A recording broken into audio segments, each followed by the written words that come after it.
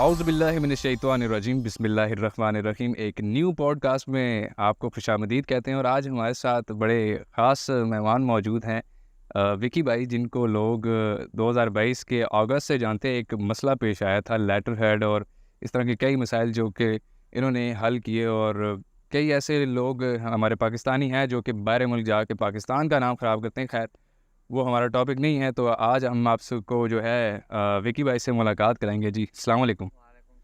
विकी भाई, सबसे पहले बताएं कि क्या हाल चाल है आपके। जी शुक्र अल्हम्दुलिल्लाह, बिल्कुल ठीक है। अल्लाह का बड़ा करम है। आप सुनाएं। सबसे पहले मैं चाहूँगा आप ऑडियंस को थोड़ा सा जो है अपना इंट्रोडक्शन दे दें ताकि वो जान जाएं। इंट्रोडक्शन बस यही है यार, काम कर रहे हैं, अपना कर रहे हैं। कुछ लोगों ने मस्तियाँ शुरू की थी, तो फिर कुछ उनका चटापटा खोला। उसके बाद लोग जानना शुरू हो गए। जो काम कर रहे थे बिल्कुल साइलेंट होके, अब वो काम कर रहे हैं बिल्कुल खोल के। अच्छा बस यही एक मुख्तसर इंट्रोडक्शन है। अच्छा, वैसे मैंने आपको जहाँ से देखा, मैंने फ़र्स्ट ऑफ़ ऑल आपकी वीडियो वो इस्लामाबाद से ही देखी थी, जो इनविटेशन लेटर के ऊपर थी कि एयरपोर्ट पर कई लोग चाहते हैं, यानी ज़रूरी है या नहीं, इसके ऊपर था। तो वो क्या सिलसिला है, ज़रा थोड़ा सा बताएं। असल में ये था कि जब एक वीज़ा इशू होता है तो कंपनी उसके साथ आपको इनविटेशन लेटर देती है। हम्म। इनविटेशन लेटर कंपनी का आप स्पॉन्सर भी कह सकते हैं उसे, ठीक। क्योंकि कंपनी अपने लेटर हेड पैड के ऊपर लिख के देती है, जी ये बंदा है का ये पासपोर्ट नंबर है, ये वीज़ा नंबर है, ये रजिस्ट्रेशन नंबर है, टूरिज़्म है, बिजनेस है, जो भी पर्पज़ है। ठीक है। और उसका नाम मेंशन करती है, साथ बताती है, अपनी कंपनी का नाम मेंशन करती है। ठीक है। और बाकायदा उसके अंदर जो सब्जेक्ट होता है उसके अंदर मेंशन हुआ होता है कि हम इस बंदे को अपनी रिस्पॉन्सिबिलिटी और गारंटी के ऊपर इंडोनेशिया आने की दावत दे रही है। इसका इतने दिन का जो है ना टूर है या वीज़ा है, तो इसे एयरपोर्ट इनविटेशन एयरपोर्ट के ऊपर बास टाइम ज़रूरत पड़ जाता है। वो कहते हैं अच्छा, वैसे हम ये कह सकते हैं कंपल्सरी भी है भी या नहीं कि एयरपोर्ट पे कंपल्सरी है भी और नहीं भी, यानी चेक हो दोनों चीज़ें हैं। किसी भी वक्त चेक भी हो सकता है और नहीं भी वो चेक कर, अच्छा। इसके अंदर दोनों हैं। अगर लेकिन कंपनी या जो बंदा आपको वीज़ा दे रहा है उसका कोई टाइम नहीं लगता वो चीज़ बनाने पे, अच्छा। तो उसे चाहिए कि वो आपको प्रोवाइड कर दे। अच्छा, यानी ये हम कह सकते हैं कि ज़रूरी भी है और नहीं भी है। नहीं भी है, ज़रूरी भी है और नहीं भी है, ये दोनों पे पूछ बैठे तो बहुत ज़रूरी है, कोई ना पूछे तो कोई ज़रूरी वैसे इसकी बेस पे भी बंदा जो है डिपोर्ट हो सकता है। नहीं। इसकी बेस पे डिपोर्ट तो नहीं हो सकता, डिपोर्ट की और 100 रीजंस निकल सकती हैं। ठीक है। और डिपोर्ट की असल में दुनिया में जितनी भी इमिग्रेशंस है ना, उनके पास अथॉरिटी है, वो किसी को भी रोक सकती हैं अच्छा। अगर उनके पास रीज़न है, वैलिड रीज़न है तो अच्छा, यानी रोक वैलिड सकती रीज़न हो तो उसके बेस पे आपको रोक हैं, सकती हैं, वापस वरना भेज सकती आपको नहीं रोक सकती। अच्छा, दूसरा मुझे ये बताएं कि अक्सर लोगों के जहन में यही सवाल होता है कि भाई, हम अगर इंडोनेशिया जाएंगे तो एक पैकेज हमें कितने में पड़ेगा। सपोज़ अगर हम यहाँ से टिकट भी लेते हैं, visa, hotel booking, each and everything अगर मिलाकर हम बात करें तो कितने मतलब पाकिस्तानी रुपीज़ में आपको पैकेज पड़ता है। हैं। इंडोनेशिया में 3 पर्पज़ हैं, विजिट, हम्म। टूरिज़्म, शादी और बिजनेस। हम्म। तीनों का डिफरेंट है, ठीक है। एक्सपेंस तीनों के डिफरेंट है। ठीक। अगर आप टूरिज्म पर्पस के लिए जा रहे हैं तो आपको पता है कि मैंने 1 वीक, 2 वीक, 1 मंथ या कितना मेरा ड्यूरेशन ऑफ स्टे है। ठीक है। तो वो डिपेंड करता है आपकी ड्यूरेशन ऑफ स्टे पे, ठीक है। उसका एक्सपेंस। ठीक। शादी क्या है, शादी के ऊपर जो है ना कैलकुलेशन की जा सकती है। Visa, ticket, hotel booking, 3 major हैं इसमें। इस वक्त अगर हम मेन बात करें कि शादी की, ज़्यादातर लोग अब पाकिस्तान में अगर देखा जाए तो इंटरेस्टेड लोग यही हैं कि शादी की तरफ मूव ऑन कर रहे हैं वहाँ पर। तो उसका पैकेज नहीं, तीनों के ऊपर है, टूरिज्म भी है, शादी भी है और बिजनेस भी है। लोगों का रुझान तीनों के ऊपर है, एक के ऊपर नहीं है। ठीक है। वैसे तो अगर कॉमनली देखा जाए, जो बंदा वहाँ पे जा रहा है, ज़ाहिर बात है उसने कोई काम तो वहाँ पे करना है, कोई ना कोई बिजनेस तो ओपन करेगा ही। यही बात है, जो शादी के लिए जाते हैं वो भी मेंटली उनका प्लान अक्सर का यही होता है कि हम वहाँ पे कोई एक अच्छा काम, कारोबार, रोजगार अच्छा बेटर करेंगे। अच्छा, और अगर थोड़ा थोड़ा डिटेल इसके बारे में भी बता दें कि इनके पैकेज क्या अंदाजन हो सकते हैं। देखिए, वीज़ा जो है ना, वीज़ा, टिकट और होटल बुकिंग, ये तीनों चीज़ें आपकी डिपेंड करती हैं वीज़े का तो निकाला जा सकता है खर्चा कि इतने क्या, वो तो ऊपर नीचे भी हो सकता है और निकाला जा सकता है। होटल बुकिंग भी इसी तरह 3-4 हज़ार से शुरू हो के तो आगे चली जाती है। टिकट भी एयरलाइन पे डिपेंड करता है। ठीक है। अब लास्ट टाइम अभी पिछले कुछ दिनों में इत्तेहाद ने एक प्रमोशन लगाई हुई थी इस्लामाबाद से। ठीक है, तो टिकट के रेट्स जो वन वे था 1 लाख का, वो अचानक से 68 का हो गया था। यानी वो फ्लक्चुएट होती रहती हैं। तो इसलिए ये कैलकुलेशन नहीं की जा सकती, कैलकुलेशन नहीं की जा सकती, लेकिन रैंडमली आप कह सकते हैं कि शादी वाले जो हैं या टूरिज्म वाले हैं, उनका टिकट, वीज़ा, होटल बुकिंग, ठीक है, ये तीनों चीज़ें 3 लाख रुपए के राउंड अबाउट कंप्लीट हो जाती हैं। अच्छा, आपने अभी जो इंडोनेशिया में कितनी मुद्दत आपने गुजारी है वहाँ पर? मुझे 6 साल हो गए। अच्छा, इन 6 सालों में मुझे ये बताएं कि ये जो इमिग्रेशन इतनी सख्त होगी, ये क्यों होगी है? इमिग्रेशन कभी भी सख्त नहीं थी। अच्छा, हर कोई यहाँ से बंदा जाता है ना, वो कहते हैं जी हमें तो खौफ आता है अब एयरपोर्ट से चढ़ते ही पहले कि अगला बंदा सवाल क्या करेगा, फिर इमिग्रेशन मुझे जो है डिपोर्ट कर देगी। नहीं, इमिग्रेशन कभी भी सख्त नहीं थी। इमिग्रेशन सिर्फ पिछले चंद माह से या आप 1 साल कह सकते हैं सख्त हुई है। अच्छा। और उसकी सख्ती की वजह, आप इंडोनेशिया की इमिग्रेशन को मत गए, अपनों को गए, अपनों की गलतियों को गए, जो वहाँ पे गंद मचाया गया, अच्छा, जो कुछ वहाँ पे दिखाया गया और जिस तरह प्रोपेगेंडा हुए, काफ़ी सारी चीज़ें एयरपोर्ट्स के ऊपर जो तमाशे लगाए गए। अब मैं बीच के अंदर की बहुत सारी बातें नहीं करना चाहता, ऐसे। ठीक है। तो ये इमिग्रेशन के अंदर जो सिस्टम ओपन किया गया ना, हमारे लोगों की तरफ से ही अच्छा हुआ, गलतियां हमारी थी। ठीक। जब मैं फर्स्ट टाइम गया था तो मुझे पाकिस्तान से पूछा गया था, इस तरह इमिग्रेशन आपको जो है ना इंटरव्यू लेती है, मेरे से पाकिस्तान में हुआ था। लेकिन जब मैं इंडोनेशिया उतरा था तो विद इन 1 मिनट मेरी स्टैंप लगी और मैं एयरपोर्ट से बाहर हो गया था। अच्छा, मुझे कोई टाइम नहीं लगा। उसके बाद मैं 3 से 4 दफ़ा आना जाना मैंने किया, ठीक। मुझे कभी प्रॉब्लम नहीं आई। लेकिन खैर लास्ट अभी भी जब मैं गया था वापस मार्च में, मुझे तब भी मसला नहीं आया, क्योंकि मेरे पास तो जो है वहाँ का पहले से स्टिकर लगे थे, वीज़े थे, स्टैंपें थी, तो मुझे तो इस वजह से भी नहीं था। उनके सिस्टम में मेरा ऑलरेडी नाम था, तो मुझे इस वजह से भी नहीं थी। लेकिन अब वो लोगों को क्वेश्चनिंग करते हैं। अच्छा, यानी अब थोड़ी सी यानी स्ट्रिक हो गई है पहले से। ये भी नहीं है कि अगर 100 पैसेंजर पाकिस्तान से जा रहा है तो 100 के 100 से करेंगे। 100 में से हो सकता है कि 5 से 10 लोगों को करें, जिन पे थोड़ा बहुत कोई डाउट शाउट होगा कुछ, और हो सकता है। बाकियों को इतना पूछ। अच्छा, दूसरा ये बताएं कि बेस्ट टाइम जो है, जो अगर कोई शख्स जो इंटरेस्टेड है, अगर शादी के लिए वो जाना चाहता है इंडोनेशिया, तो इस वक्त जो है बेस्ट टाइम कौन सा है कि आप कह सकते हैं कि इस टाइम ये बंदा जो अगर ट्रैवल करता है तो यानी इसके लिए बेस्ट है शादी के लिए? शादी के लिए बेस्ट यही है कि अभी करंट सिचुएशन के मुताबिक आपको बता दूं, इनके इलेक्शन होने हैं इंडोनेशिया में। इलेक्शन से पहले पहले जो आ गए वो आ गए। इलेक्शन के बाद इनके 2 बिल असम्बली में हैं, ठीक है। अगर वो बिल पास हो गए तो फिर शादी करना वहाँ पे बहुत मुश्किल हो जाएगी।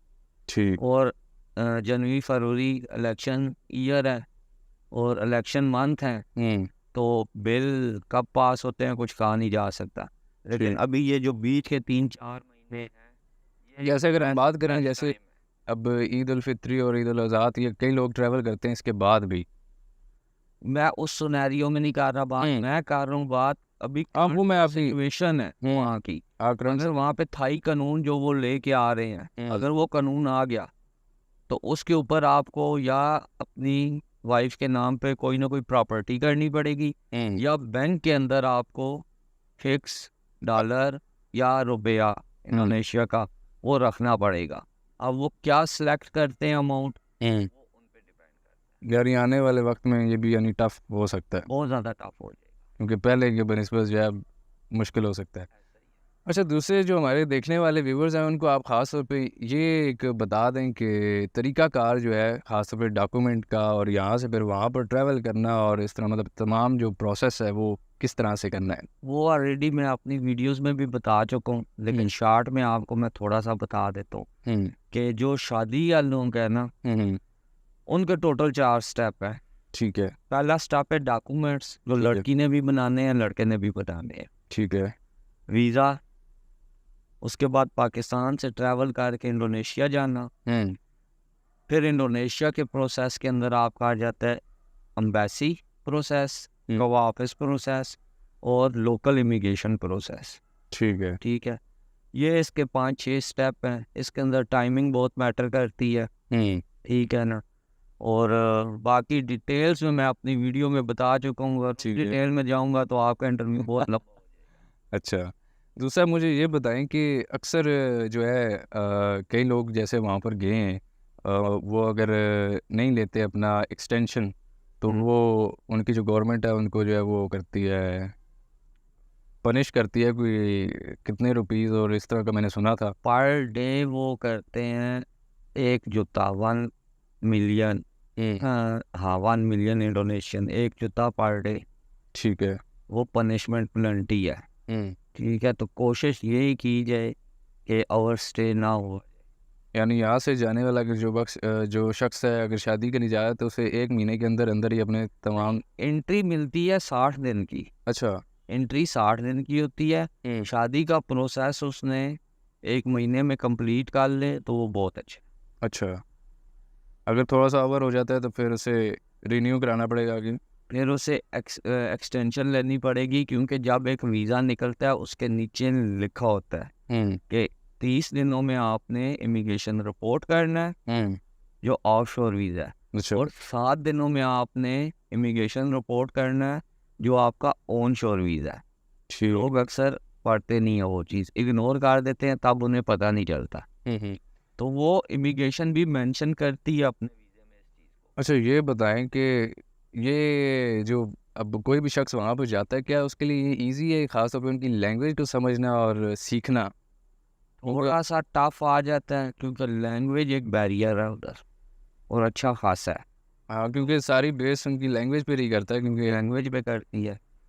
लेकिन कहीं कि आप उनकी लैंग्वेज मुश्किल है तो मुश्किल भी नहीं है। बंदा सीखना चाहे तो 6 महीने से 1 साल के अंदर इतनी इनफ सीख लेता है कि वो बंदा खुद कम्युनिकेट कर सकता है। आपने कितनी मदद गुजारी इसमें लैंग्वेज सीखने में?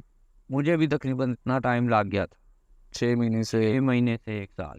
1 साल के दौरान यानी बंदा सीख सकता है बेसिकली। मुझे तकरीबन इतना टाइम लग गया था, एग्जैक्टली तो मुझे अब याद नहीं है, लेकिन इतना लग गया था। अच्छा, ठीक है। समझ लें ये एक शख्स ने अब शादी कर ली और उसका सारा प्रोसेस वगैरह हो गया, कि टास्क का भी हो गया, अब वो वहाँ पर रहना शुरू कर रहा है और अब वो सोचता है कि मैं क्या कारोबार करूँगा, तो वहाँ पर कारोबार का जो है वो क्या सिलसिला है? कारोबार मुख्तलिफ है उधर। सबसे कॉमनली मतलब क्या? कॉमन उधर जनरल स्टोर है, फूड है, जो कॉमन में आ जाता है। ठीक है। अब उसके अलावा अगर आप कहें ड्राइविंग साइड पे, पाकिस्तान में बाइक किया है, वहाँ पे ओजेक है। ठीक है। ठीक है, उसमें भी बड़ा पैसा है अगर बंदा कमाने या लो। यहाँ पे करीम या उबर है, वहाँ पे भी ग्रैब है, उसमें भी बड़ा पैसा है अगर बंदा कमाने या लो। ठीक है, लेकिन वही बात है कि हर बंदे का सेंस अपना होता है बिजनेस करने का। वैसे भी मैंने देखा वहाँ की तमाम चीज़ें भी ऑनलाइन ही हैं। अगर किसी ने ऑनलाइन बहुत ज़्यादा मार्केट, ऑनलाइन काम ने बहुत ज़्यादा मार्केट को इफेक्ट किया उधर। लेकिन अभी उन लोगों ने ऑनलाइन के ऊपर भी थोड़ी सी सख्तियाँ करना शुरू कर दी हैं। अच्छा। देखें अब उसका क्या इम्पैक्ट आता है, लेकिन ओवरऑल फिज़िकली वहाँ पे कारोबार बहुत है। जो अच्छी सिटीज़ हैं उनमें तो बहुत है। बाकी आप देहात या गांव वाली साइड करें तो ऑफ कोर्स जब बंदा काम होगा तो कारोबार काम होगा। कारोबार तो होता है जहाँ पे। अच्छा विकास भाई, मुझे ये बताएं कि वहाँ पर आपका अपना भी कोई ज़ाती बिजनेस आपने कोई ओपन किया है क्या? कोई ऐसा कोई सरमाया जो कि? मेरे अपने वहाँ पे 2-3 बिजनेस आ रहे हैं। ठीक है। एक तो मैंने लिया था फूड के काम से, फ्रोज़न फूड के। ठीक है। पाकिस्तान में थोड़ा और टाइप का है, वहाँ पे थोड़ा और टाइप का है, लेकिन आपको मिसाल में दे सकता हूँ, जिस तरह समोसा, रोल, कबाब, ठीक है, ये फ्रोज़न आपको मिल जाते हैं। ठीक है। इसी तरह मैंने इंडोनेशिया के कुछ फूड हैं जो सिलेक्ट किए हुए थे, वो फ्रोज़न फूड का काम, वो मैं स्टार्ट मैंने उसी से लिया था। ठीक है। उसके अलावा 2-3 जगह कैफ़ों के अंदर मैंने इन्वेस्टमेंटें की हुई हैं, और रिसेंटली अपनी ट्रैवल एंड टूर्स की कंपनी अच्छा, रजिस्टर करवाई है ठीक ठीक इंडोनेशिया में, PT Indo park international consultant के नाम से। ठीक है जी। आपकी अभी मेरे ख्याल से नई ओपन हुई। हाँ, ये अभी अगस्त में रजिस्टर्ड हुई। ठीक ठीक। उससे पहले मैं कर रहा था अपने पार्टनर के साथ काम, ठीक है, पार्टनरशिप पे, लेकिन अभी मैं इसके आप वो यानी खुद ही ऑनर है। कंपनी ऑन कर रहा हूँ, पोर्टल ऑन कर रहा हूँ। इसका एड्रेस भी बता दें ताकि लोगों को अगर। विकासी के अंदर इसके जो है ना लोकेशन है, रजिस्टर्ड है। ठीक है। मेरी अपनी ज़ाती दुकानें हैं उन दुकानों के ऊपर, ठीक है और उसी ज़ाती दुकानों पे मैंने इसे रजिस्ट्रेशन करवाई है इसकी। जी। तो यहाँ पर हम लेंगे एक छोटी सी ब्रेक और उसके बाद हम वापस आएंगे और चंद सवाल करेंगे वकास भाई से, और साथ ही हम जो है ना 4 ऑप्शन देंगे और इनसे फिर थोड़ी सी गेम शेम खेलते हैं। तो ब्रेक लेते हैं। बेटे, Indo park international consultant, we serve you hotel booking, ticket, visa, marriage consultancy and money transfer service. If you want to contact with us, this is my number. You can contact with me on my this number. Thank you so much. Okay जी जनाब, हम break से वापस आ चुके हैं और अब हम वकास भाई से सवाल और जवाब करेंगे और उनको 4 ऑप्शन देंगे और देखते हैं कि क्या वो जवाब दे सकते हैं या नहीं। तो चलिए, क्यों वकास भाई, आप रेडी हैं? बस आप सवाल करें, देखते हैं फिर रेडी है या नहीं। वैसे भी हमें आपके सवालों के ऊपर है। ये तो है, देखें अब हमें बातचीत करते हुए रात हो चुकी है तो सवाल तो बनते हैं, बिल्कुल बनते हैं। यादगार रहेगी आपको। खैर, पहला सवाल, what is the capital city of Indonesia? Option A Bali, option B Jakarta, option C Surabaya, option D Bandung. Jakarta. Correct answer. सारों को ही पता है। क्यों जो इंडोनेशिया एक्सप्लोर कर रहा होता है तकरीबन सारों को पता है। ठीक हो गया, यानी 1 करोड़ आपका हुआ। अच्छा जी, दूसरा सवाल, which religion is the most widely practice in Indonesia? Option A Buddhism, option B Christian, option C Hinduism और डी इस्लाम। मुस्लिम। वैसे बहुत सारे मुस्लिम कंट्रीज में सबसे बड़ा मुस्लिम मुल्क है। वाह, ये तो सवाल आपको पता ही है। बहुत ज़बरदस्त जी, 2 करोड़ हो गए हैं आपके। अच्छा जी, next question, what is the currency of Indonesia? Rupiah, B yen, C baht, D रंगित। रुपया, इंडोनेशियन रुपया। अभी उसकी भी कदर बढ़ जाएगी आने आने दिनों में। कोई पाकिस्तान से यहाँ ये तो नहीं सोच रहा था कि वहाँ पे डॉलर होगा? नहीं, डॉलर यहाँ से डॉलर जाते हैं, बस वहाँ से फिर आते नहीं है, वहाँ से आधा रुपया ही है। अच्छा अच्छा, चलें जी, next question, what is the legal age for marriage in Indonesia? और मेरे ख्याल में इसमें तो ऑप्शन की ज़रूरत ही नहीं है। जो पाकिस्तान में है 18 ईयर, वही सेम है इंडोनेशिया में भी 18 ईयर। बहुत ज़बरदस्त, आपके हो चुके हैं 4 करोड़ अभी तक कोई भी माइनस नहीं हुआ। ओके जी, which government agency in Indonesia is responsible for the registering marriage? आपका ऑप्शन ए है ministry of foreign affair, B ministry of interior, C और मिनिस्ट्री ऑफ एजुकेशन और डी मिनिस्ट्री ऑफ ट्रांसपोर्टेशन। अच्छा, मैं आपका सवाल काट के ना ऑप्शन तो कहने लगा था ह्यूमन एंड राइट्स, क्योंकि मेरे माइंड में कन्फ्यूजन थी, या ह्यूमन एंड राइट्स की मिनिस्ट्री या वो डील करती है या इंटीरियर मिनिस्ट्री डील करती है। तो आपने ऑप्शन दे दिया, तो ह्यूमन एंड राइट्स इसमें है नहीं, तो वर्किंग की ही होगी इसके ऊपर तो फिर मिनिस्ट्री ऑफ इंटीरियर ही बचता है। ज़बरदस्त, आपके हो चुके हैं 5 करोड़। लेना चाहेंगे या चेक लेंगे? नहीं, आप रख लें, मेरी तरफ से तोहफा है, उस कंगले को भेज और सब सारे चूना ना लगाए, बस ये 5 crore. Okay, 6th question, Indonesia is the world largest producer of which agriculture commodity? Option A rice, B wheat, C corn, D coffee. अच्छा, नासी मतलब राइस है। और इंडोनेशिया में जब खानों का जिक्र हो ना, तो हम लोगों पाकिस्तानियों को एक ही खाना वहाँ पे सूट करता है जो हम खुशी से खा सकते हैं। चावल? नहीं, चावल नहीं, वो नासी पतंग है। जो पतंग की शॉप्स है ना, उनके ऊपर जो खाना है, उनमें जो टेस्ट है ना, वो पाकिस्तान से मिलता टेस्ट है। मतलब पाकिस्तानी नहीं है, लेकिन बंदा खा सकता। अच्छा, वैसे आप ये बताएं, आपने तो देखा है वहाँ पे गए हैं तो ये देखकर नहीं लगता कि यार तीनों टाइम चावल कैसे खा लेते हैं, क्या चक्कर है? बस जी, जब सजा मिली हो बंदा फिर खाता है। रोटी भी वहाँ मिलती है मिल वैसे? जाती है, ठीक है, ओके जी, नेक्स्ट खुद क्वेश्चन। बनानी पड़ती है उस तरह, मतलब तंदूर नहीं लगे हुए मिल जाती है, लेकिन खुद हिम्मत करे तो। खुद हिम्मत करनी पड़ेगी सब तरफ। ओके जी, 7 क्वेश्चन नंबर की तरफ हम बढ़ते हैं। Which Indonesia island is a famous for the coffee production known as Java coffee? इसके तो आप ऑप्शन रहने दें, मैं थोड़ी सी आपको हिस्ट्री बता देता हूँ। ठीक है, ऑप्शन आपको खुद मिल जाएगा। ठीक है, अगर आप निकले ना जावा तंगाली साइड, ठीक है। जावा तिमूर वगैरह से, अगर आप ट्रैवल कर रहे हो समारांग, तो मलंग का एरिया आप जिस वक्त क्रॉस करते हैं ना, ठीक है, वहाँ पे आपको चाय के बड़े जो है ना बागात मिलते हैं ठीक है। चाय के। और ये जो काफ़ी है ये भी उसी जावा की प्रोडक्ट है। ज़बरदस्त, विदाउट वो इलाका भी खूबसूरत है, मतलब नेचर वाइज आप अगर आप देखें ना तो खूबसूरत है। ठीक। मैं उधर से ट्रैवल कर चुका हूँ 4 दफ़ा, नाइट का भी और डे का भी। डे का तो खैर इतना वैसे नहीं न्यू पता कॉफ़ी होता कैसी है उधर। Taste wise?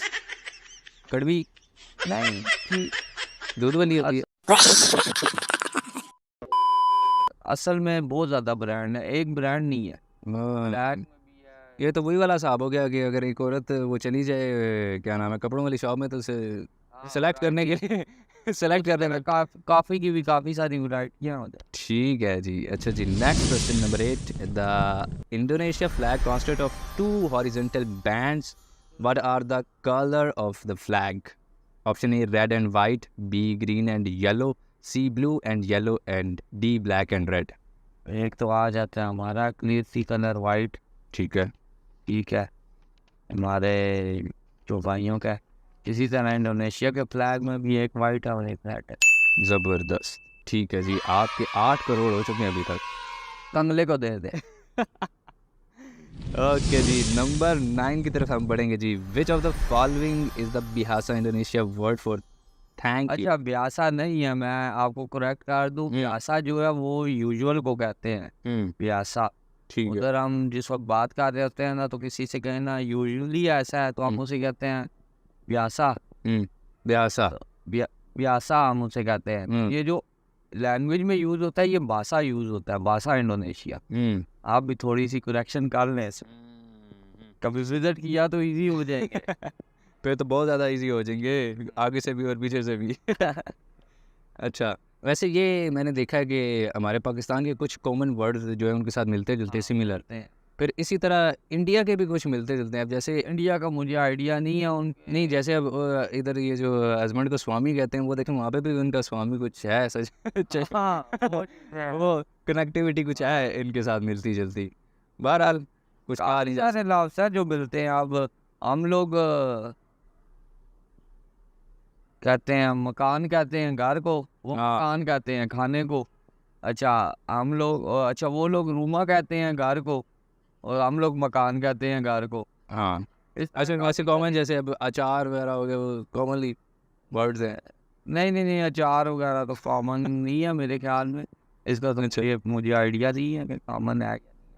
अच्छा, चले जी, नेक्स्ट क्वेश्चन की तरफ बढ़ते हैं। आखिरी सवाल है, what do you ask how are you in Bahasa Indonesia? Apa kabarnya teman-teman semuanya Pakistan?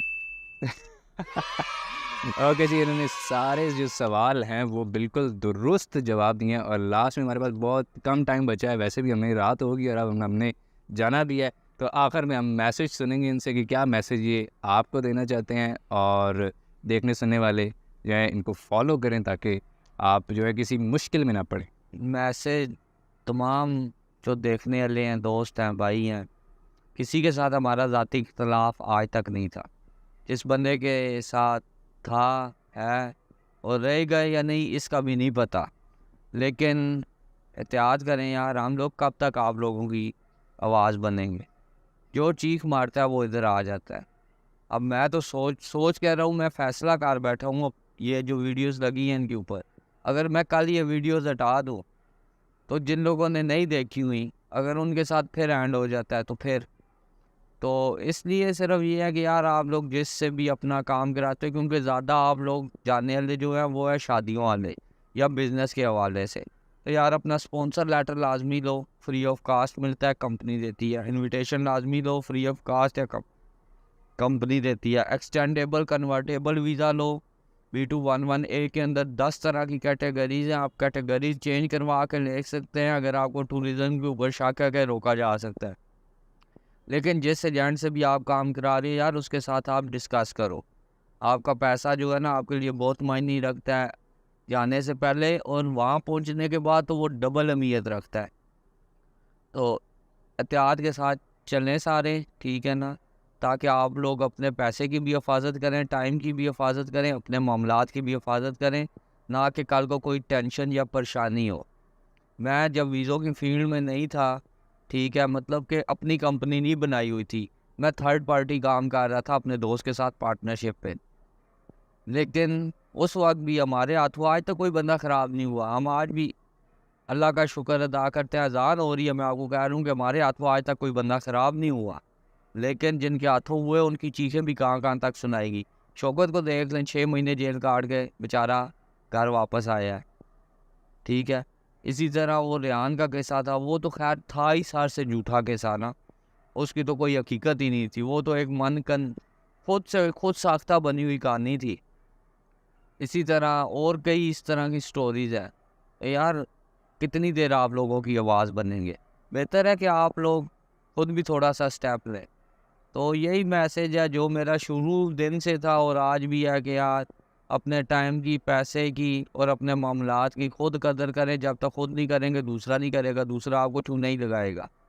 जिसे मज़ा पड़ चुका है लौसरबाजी का, वो बंदा कभी सुधर नहीं सकता। तो बस एहतियात करें यार आप लोग।